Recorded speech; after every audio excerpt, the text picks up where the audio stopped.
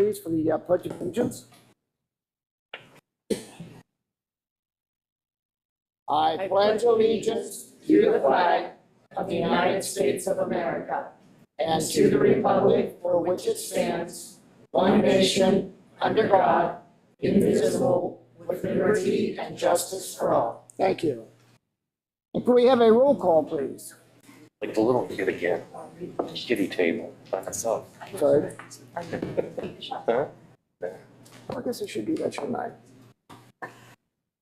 As we always do each month, I will read the mission statement.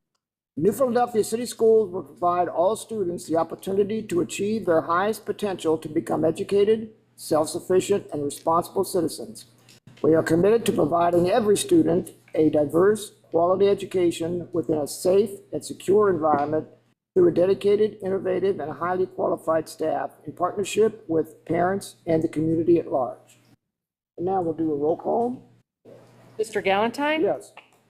Ms. Fontana? Here. Mr. Ricklick? Present. Mr. McMath? Here. We have a quorum. Thank you very much. All right, item 2, approval of agenda.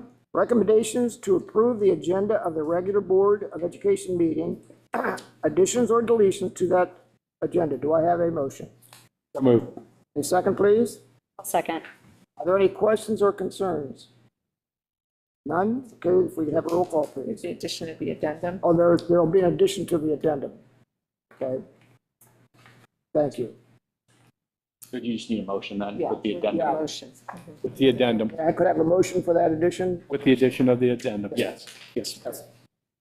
You're including that in your. I motion, yeah, in my, Okay, good. Thank you. All right, now we'll have a roll call. Mr. Ricklick? yes. Ms. Fontana? Yes. Mr. Galantine? Yes. Mr. McMath? Yes. Motion carries. Thank you. Item 3, approve the minutes of the regular meeting dated September the 10th, 2025, and the special meeting dated September the 19th, 2025. Do I have a motion, please? So moved. In a second? I'll second. Thank you. Any questions and or concerns? Okay, roll call, please. Mr. McMath? Yes. Ms. Fontana? Yes. Mr. Galantine? Yes. Mr. Ricklick? Yes. Motion carries. Thank you. All right, the best part of the meeting. Spotlight for the building spotlight, and I believe this is Central Elementary.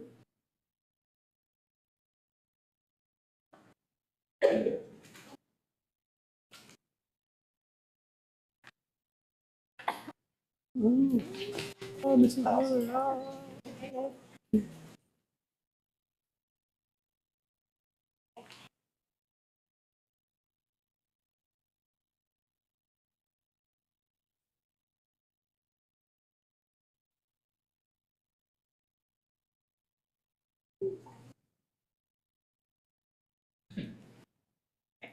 I'm not going to use the microphone, but they will. So bear with us. My name is Becky House, and I'm the principal at Central Elementary. This is our student leadership team. Now, this is a team that, number one, they had to fill out applications. They had to get teacher recommendations. They had to write an essay about why they believe they would be a good leader for our school. So these are not students who we just randomly selected. These were out of a school full of truly exceptional children. These are children who chose to take on some additional responsibilities for our school. So what we're going to do, and before I do that actually, I have a couple teachers here who are helping out. Michelle Pipes is normally our person who runs this, however she is having a grandchild right now. She is not here.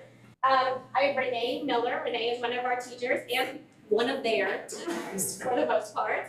I have Shannon Beef back there, and she's helping to run the slideshow. And then I have Eva Worley. Eva she is in her very first year as an intervention specialist at Central. We love her, and she's doing a fabulous job. So they are going to go through and they're going to introduce themselves. And then you are going to learn a little bit about student leadership team. Hello, my name is Scarlett Dennison. Hi, my name is Dixon Lepresti. Hi, my name is Emily Knapp. Hi, my name is Kathy Chente. I'm Marley Hillier. Hi, my name is Hannah Berman. Hi, my name is Michael Emba. Hi, my name is Austin Arizari. Hi, my name is Audrey Haley. Hello, my name is Philip Stroop.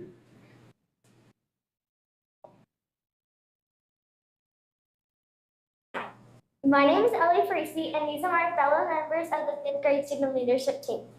Today, we're here to talk to you about our school's culture. We hear a lot about being respectful, responsible, and safe. But what does that actually look like from a student's point of view? We are going to show you. This is what respect looks like in the classroom. We respect our teachers and our classmates. In the hallways, we're reading our turn in line and letting others pass. On the playground, letting people join in our games even if they aren't our friends.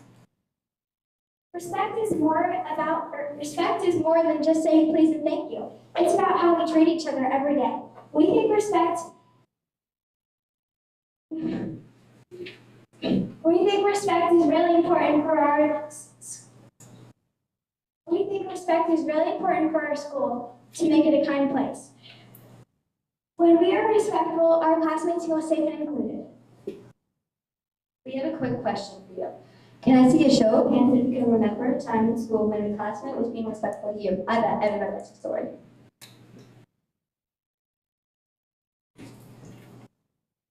See, it happens every day, and it makes a difference. What is responsibility? Taking responsibility for our actions. Like in the classroom, putting our homework and putting our supplies away. In the lunchroom, cleaning our table and throwing our trash away. Taking ownership, saying sorry when we make a mistake, and trying. Being responsible means doing our part to help our school community. It's not just about doing what the teacher tells us. It's about making good choices even when no one is watching. By being respectful, we show that we can.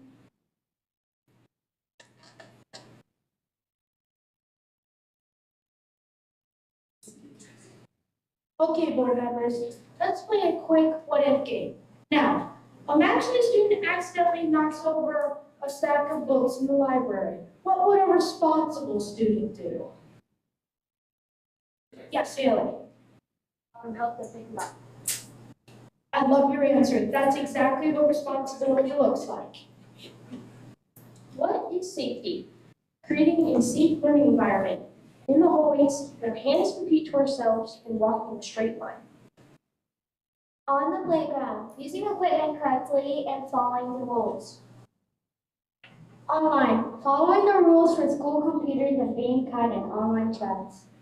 But safety is everything. When we are safe, we can focus on learning and making friends. It is everyone's job to make sure our school is a safe place. That includes students.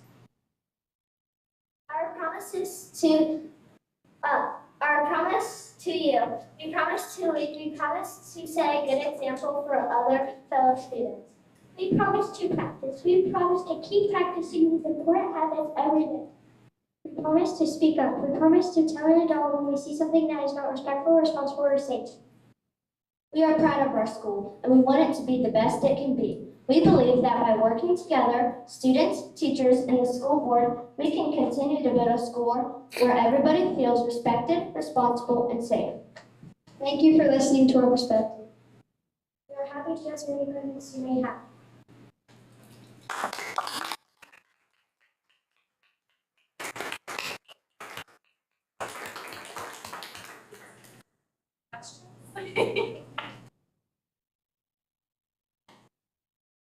All right, that is our presentation, and we hope that you enjoyed it, and we hope that you got to see a little bit about what's important to us, what's important to them, and our plan for the school year. Thank you very much. Thank you.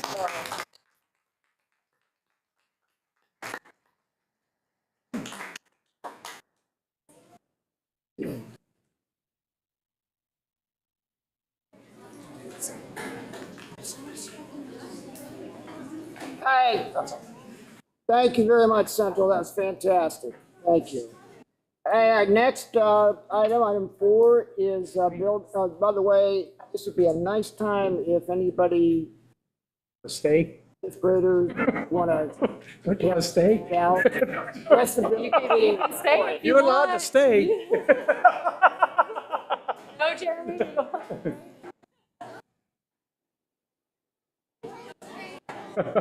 Hey, Ricky. Back to high school. Yes, you're. Back to volleyball.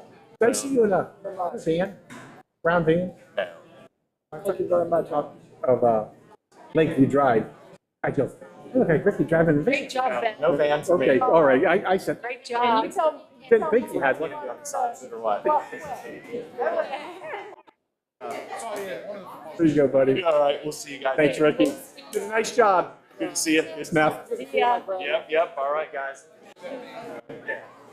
Read what's up. Job is done. I know how to enter.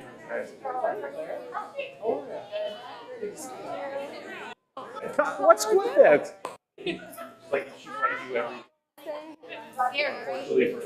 Looking at you like, huh? Yeah, like I want to stay. Thank you for coming. Thank you. Did a nice job. Nice job. Wonderful job.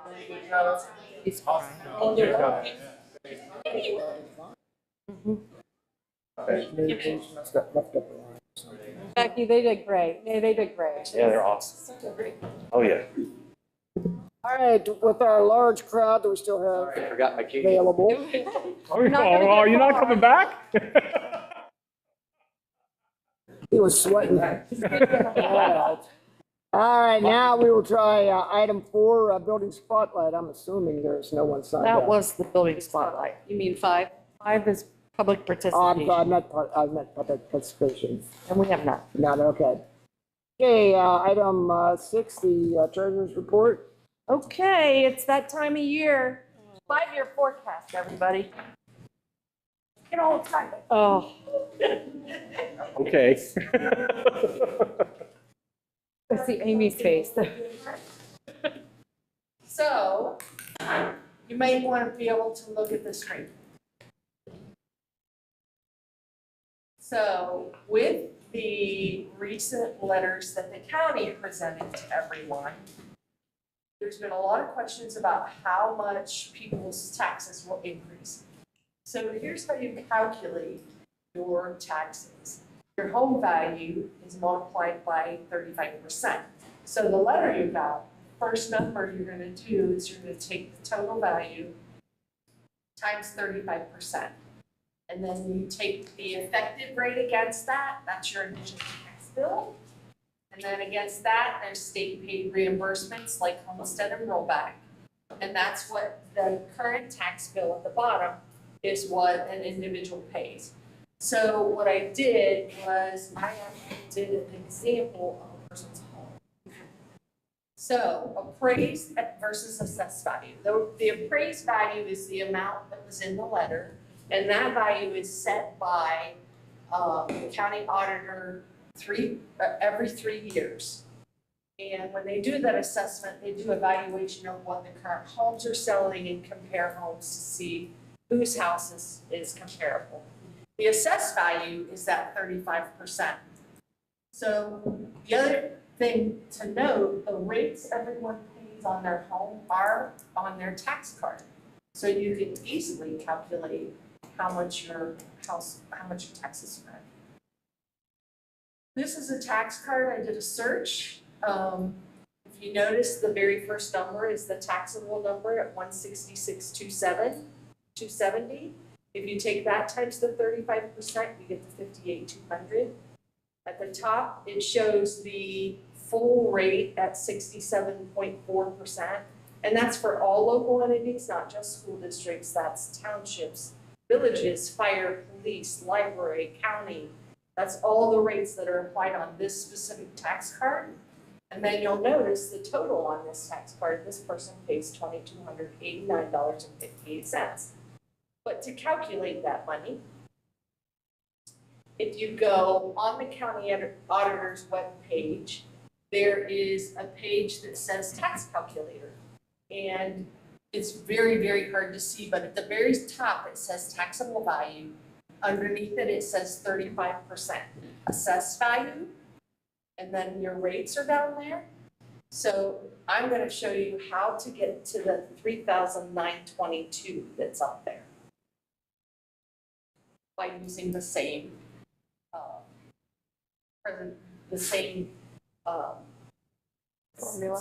presentation. The home value on the previous card was 166,270. The 35% is 58,200. If you remember, the tax rate was 67.4%. So you have to add a 0. And And then the initial tax bill on that bill was $39,2268. State reimbursements are homestead and rollback, and this taxpayer that I pulled as an example actually gets homestead and rollback, which are paid by the state. So this taxpayer pays $2,289.86. The reason I did all of this is so that if people are asking questions, they can go to this link and they can get all of that information. The other thing they can do, and I'm not as tech savvy as per se as our superintendent or somebody else, but you go to the link I have set up there, and there's also a calculator. It'll open up. If you pull a tax, let's pull, do 1025.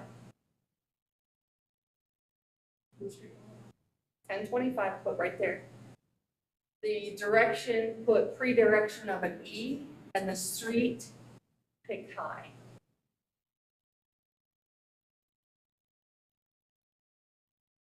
Nope, just high. I don't think it'll go if you use that.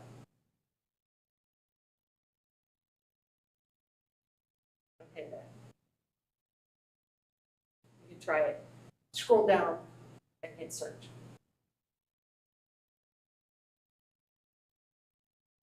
Yeah, you can't put avenue in.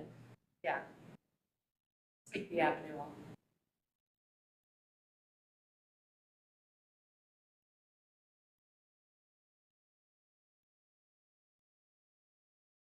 You move it up so people can't see that person's name. So if you look, I got all of these things are listed down at the side here. And there's a tax estimator. If you click on that, and someone wants to know what the value is, see there's the 166,270, that's the 2024 value. But let's say this person got a letter that said 200,000. In the tax value in the proposed column, you could put 200,000 and click calculate and scroll down. All right, 20.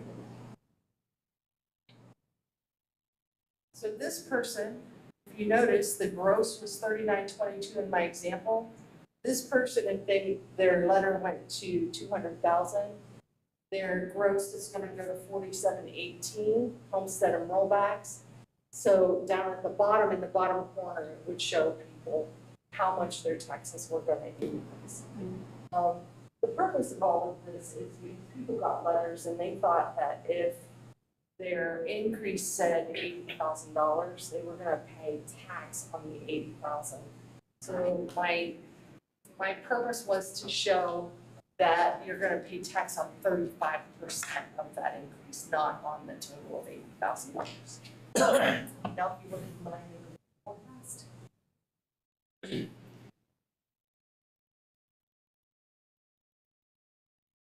So now I'll get into the forecast.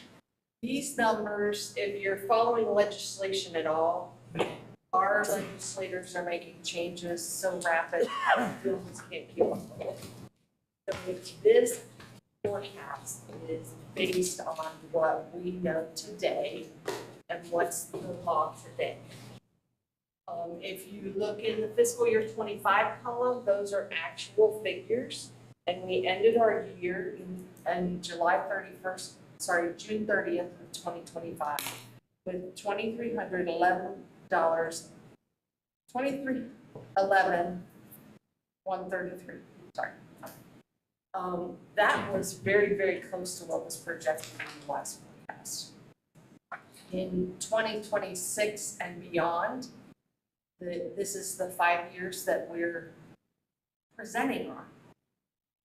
One of the things that everybody needs to realize as a board, they changed the rules and we don't upload a 5-year forecast anymore. We do a current year plus 3 years. So when this actually gets reported to the state of Ohio, we'll lob off 2030 and they will only get through 2029. They felt that this much information wasn't necessary. I feel that it's necessary for good board decisions, so I'm always gonna present a 5-year forecast.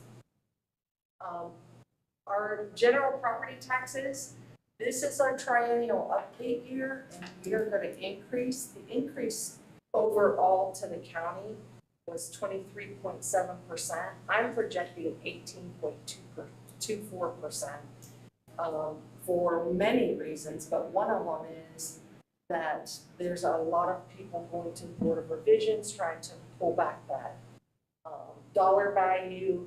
And if you think about it, in fiscal year 26, we received the last half of 24's collection and the first half of 25's collection. So the full collection for the new triennial update won't show in 26 anyways. Public utility person. So the projection was 23, you forecasted 18. Like, what's a typical difference? You're conservative, how you do these is normally conservative, which I think is good. So what's a typical difference? I usually do 3 to 4%. Okay. All right. And honestly, the reason I did a little more this time is because the legislators are just. Variables are wild, yeah. And they're throwing everything they can at the wall and trying to make changes. Okay. The public utility personal property, that is property taxes that are paid to us when our utilities come into town and work. So for example, AEP, if they would run lines, or Spectrum or somebody like that. That's $2,057 in 2026, $2,057,000. Unrestricted grants and aids, if you look at that, that's kind of all over the place. It peaks a little bit in 26 and then in 27 and beyond it starts to decrease. There's a couple reasons for that. They decrease what's called our disadvantaged pupil income. Disadvantaged pupil impact monies. We were receiving them at 89%. We're now going to receive them at 75% of this year's calculations and 25% of last year's calculations. And then what they're going to do is they're going to start phasing that out. So you see that decreasing. The other thing that's there is our base costs are frozen in fiscal year 22. So state property taxes are in flux right now, and our state money, which is that unrestricted grants and aids, those were not included in the biennium budget to increase the current base costs. So there's two issues we have right under that. The state reimbursed property tax credits. In this previous slide where we were calculating property taxes for that one home, that's those credits. So that's where we get homestead rollback, anything that the state pays us back for property taxes. Again, current legislation is attempting to make a change on that. And then all other operating revenues, those are things like miscellaneous payments we get from different areas. I will point out from 25 to 26, the increase in that all other operating revenue number is because we're closing our Fund 28 and moving it into the general fund. We're doing that because I got a call from the state of Ohio and they want that fund closed statewide. There were only 3 districts using that fund. So we moved the revenue that was in there over, and then we included expenditures just like we always did. We won't be cutting anything. We're just gonna report everything in the general fund. And the 800, in the advances in line, the 879,000, that's the amount in that Fund 28 moving into this general fund. Moving on to personal services. When we negotiated this year, at the end of 25, we negotiated for 26, 27, and 28. and negotiated 2.75 for certified and 3% for classified. So that's why you see the increase overall on personal services, which is our salaries. Employees' return and insurance benefits, there's a big inflation from 25 to 26 on that. The reason is because our health insurance went up 17.2%. That's employee premiums. What I did for 27 is I moved those down. What they're saying is that's probably going to come down to about 6%. And then 28, 29, and 30, I have them at 8%, which is what I usually forecast them at. Purchase services are at 4.2 million.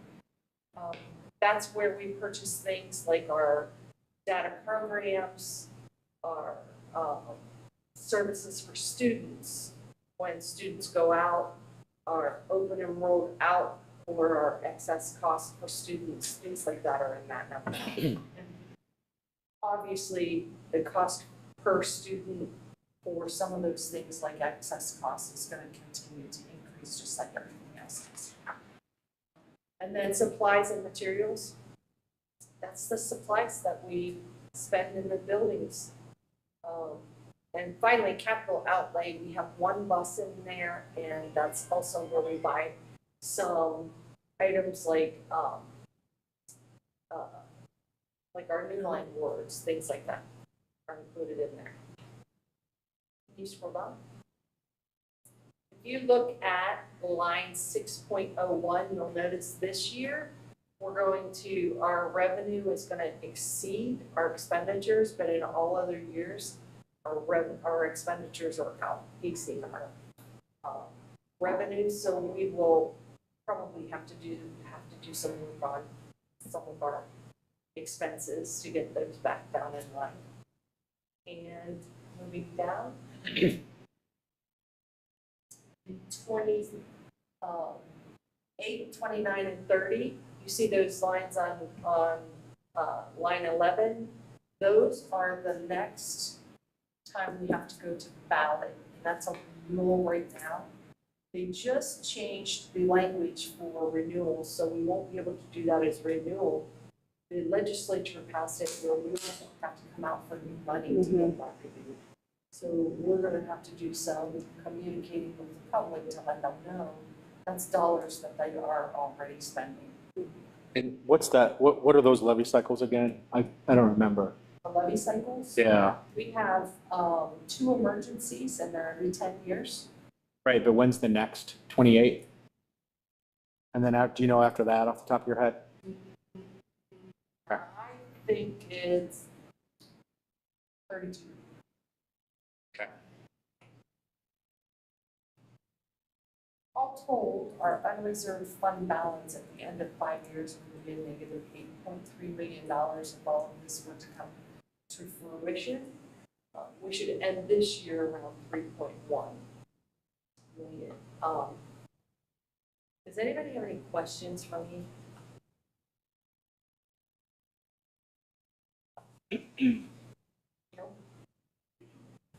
This is all subject to change because of all that, yeah. But as I said in the beginning, this is what we know today. Yeah.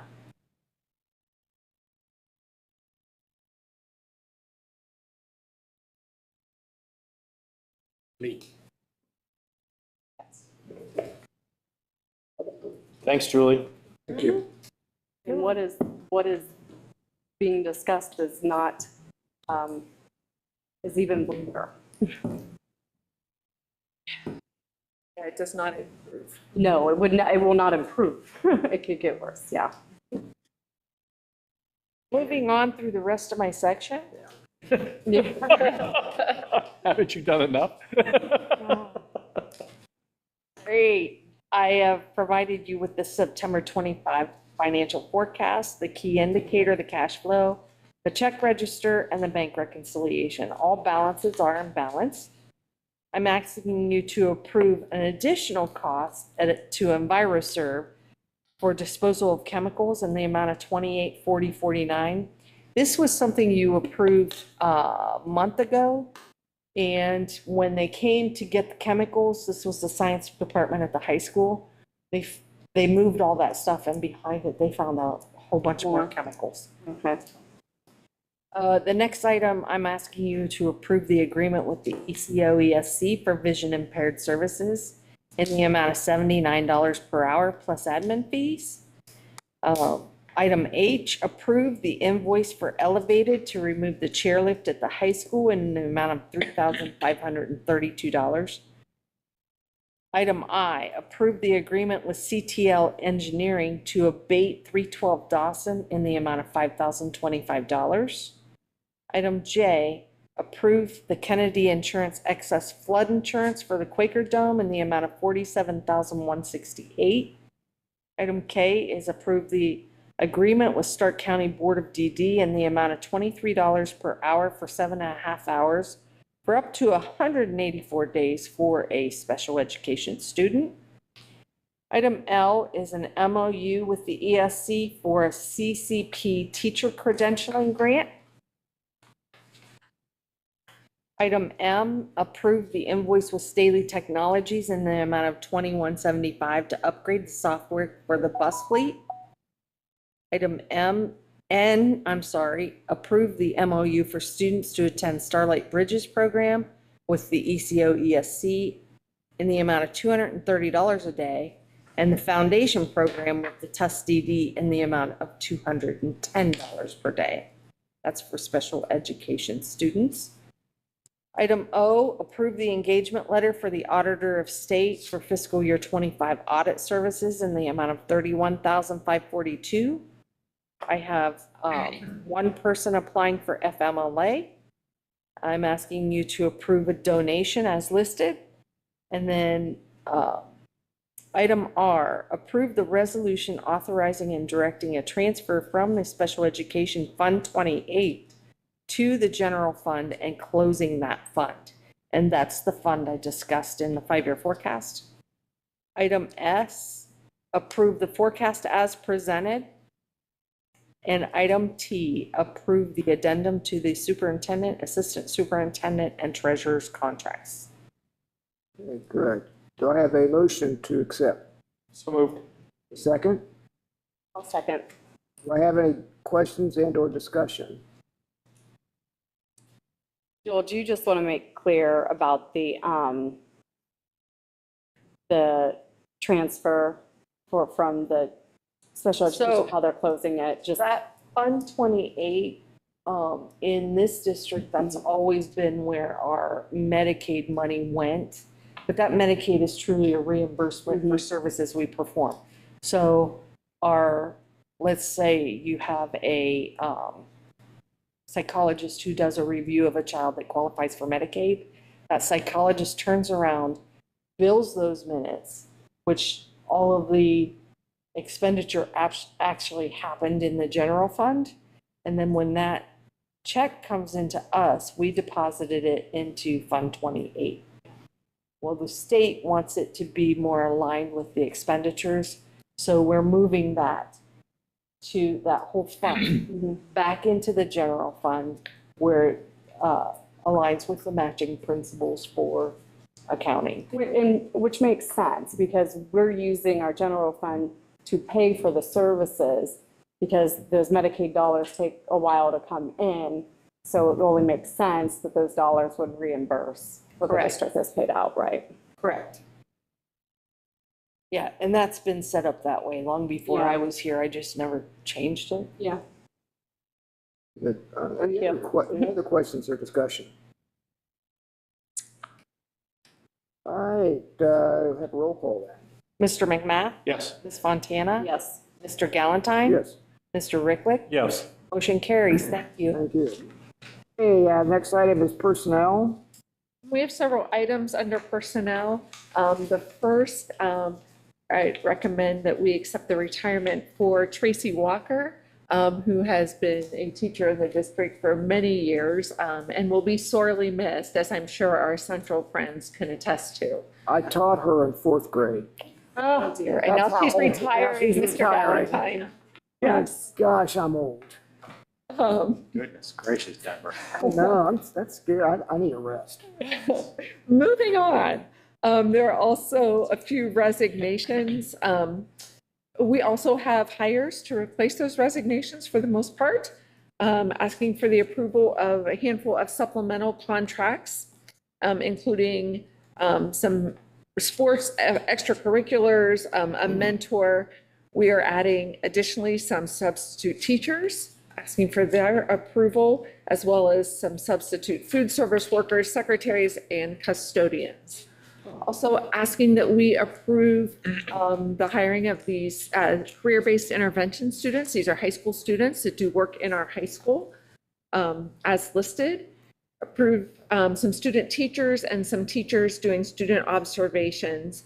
And then we have a list of volunteers that I'm asking for approval for, including athletic volunteers and including the volunteers on the addendum as well. Sorry. Can we do that? Yes, okay. Easier. Yeah, what she's asked is we'll do this in 2 different votes. The first one will be on all the others, and the second one will be on the addendum. Okay, are there any questions and or concerns? Okay, so we're going to, a motion to work on the first section. Do I have a motion? So moved. A second? Second. No questions, concerns on that. Okay, we'll be voting then, a roll call on this first section. Ms. Fontana? Yes. Mr. McMath? Yes. Mr. Galantine? Yes. Mr. Ricklick? Yes. Motion carries. Thank you. And now, on the addendum, do I have a motion to vote on the addendum? So moved. A second? Second. A roll call on that, please? Mr. Ricklick? Yes. Ms. Fontana? Yes. Mr. Galantine? Yes. Mr. McMath? Yes. Motion carries. All right, thank you. All right, I believe, if I'm not lost here, we're on item 8. Committee Representative Report. Just draw your attention to the Business Advisory Council information and minutes as listed. Thank you. Item 9, Assistant Superintendent Report. We have QDA's financial reports, but I want to go back and mention, shout out to Dave and Krista France and the donations. They are co-sponsoring Guys with Ties this year. We're going into year 2. We have our first meeting next Tuesday, and Pipes Insurance is co-sponsoring it again, which is awesome. We're really excited about this school year. We're bringing Dover's Guys with Ties to our school district this year after we went last year to Dover. We're going to bring, one of the months, we're going to bus our boys from last year over from West to hang out with this year's Guys with Ties. And we hope to keep that going through the years and have large groups. And so we're just really excited to have everybody. I had to have Todd come to the first one, Denver and Kelly, because he complained last year that he was last. You know how he is. Want you guys to know. Okay. Who complained then last year? Wasn't me. Oh, it was Kelly that complained. I never said a word. No. Don't say it at me, but Santa Claus down there. Well, we're very excited and very thankful for our donations to everything. And a little data for you too, I wrote down, last year out of our 20 kids, 12 of them in the fall 3rd grade test had not passed their test. And in the spring, 18 of the 20 boys had a 700 or higher. And I'm not taking credit for that. I think we were a small part of it and very excited about that. It So was us. It was, oh, yeah, look at Todd. It was our presence there that we had it was all you. nurtured those children That's it. high levels. We hate to brag, so. No, we don't want to. Okay. I didn't mean to make this meeting go sideways. I apologize. Yep. Do I have a motion to accept his report? So move. A second, please? Second. Any questions or concerns? I think we've covered that all. Yeah, we All have. right, so have a roll call, please.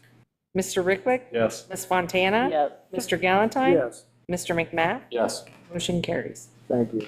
All right, next item 10, is the superintendent report. To ask that we approve the MOU with Marietta College regarding a student teacher, approve a course offerings agreement with Indian Valley Local Schools for future opportunities for our students, Approve the KSU student affiliation agreement that is for pre-service school nurse students to work in our buildings. And then there's a whole list of board policies that I'm asking for a first reading for. Note that there are 2 additional policies that we are also looking at. We're working with legal to rewrite them a little bit before we present them for board approval. All right, do I have a motion to approve this report? And second, please. I'll second it. Do I have any questions or concerns about any of it? All right, we'll have a roll call, please. Ms. Fontana? Yes. Mr. Galantine? Yes. Mr. Rickwick? Yes. Mr. McMath? Yes. Motion carries. Next item on our agenda is So adjournment. moved. And do I have a second? Second. Do I have any questions or concerns about that? I think we need to stay for another hour. I think you might be outvoted this time. Oh, yes. Mr. McMath? Yes. Mr. Rickwick? Yes. Mr. Galantine? Yes. Ms. Fontana? Yes. Motion carries. All right. We're adjourned.